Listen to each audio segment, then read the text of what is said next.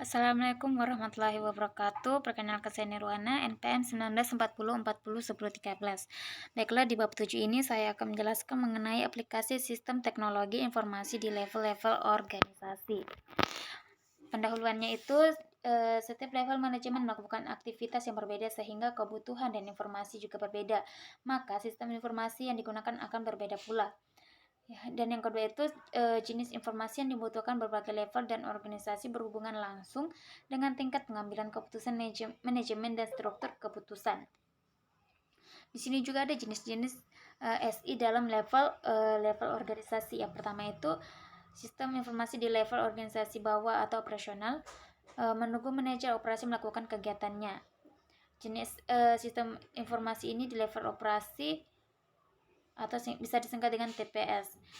Sistem informasi yang kedua itu sistem informasi di level menengah digunakan untuk mengendalikan dan pengambilan keputusan semi terstruktur. Yang ketiga ada sistem informasi di level atas yang digunakan untuk perencanaan strategik dan pemecahan masalah. Sistem informasi yang menghubungkan ketiga level manajemen tersebut adalah sistem otomatisasi kantor. Di sini juga ada sistem pakar. Sistem pakar yaitu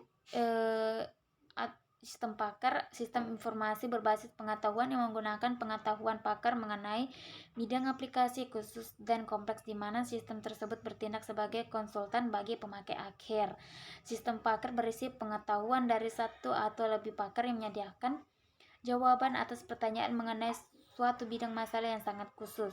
Manfaat sistem pakar yang pertama itu selalu tersedia di organisasi berada di mana pakar belum tentu selalu berada di tempat. Yang kedua, dapat menyimpan dan mengingat pengetahuan yang sangat tidak terbatas dan tidak kenal lelah.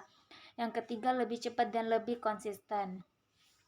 Di sini juga ada cara kerja sistem pakar.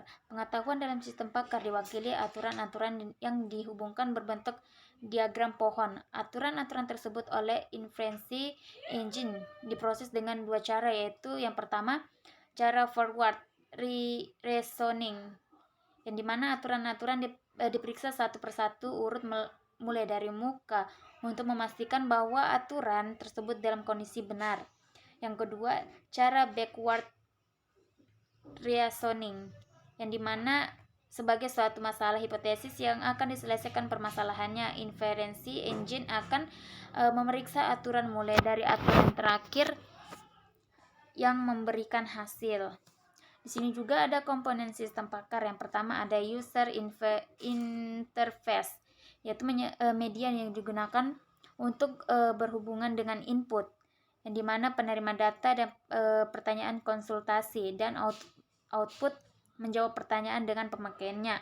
Yang kedua ada inferensi engine, yaitu software sistem pakar yang mengevaluasi aturan-aturan yang disediakan oleh basis pengetahuan dengan urutan tertentu untuk memberikan jawaban atas pertanyaan pemakai sistem dan konsultasi dari pemakai. Dan yang ketiga itu ada basis pengetahuan, yang dimana dibentuk aturan-aturan yang berkaitan suatu dengan yang lainnya.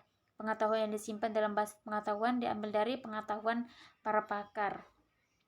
Di sini juga ada kelebihan dan kekurangan sistem pakar. Yang kelebihannya itu yang pertama, pengambilan keputusan yang lebih baik. Jawaban yang diberikan sistem pakar konsisten dan logis. Yang kedua, memberikan solusi yang tepat. Yang ketiga, pelayanan konsumen lebih baik. Yang keempat, menyimpan pengetahuan di dalam organisasi. Dan kekurangannya itu yang pertama, hanya dapat menangani pengetahuan yang konsisten, tidak berubah-ubah. Yang kedua, tidak dapat menangani hal bersifat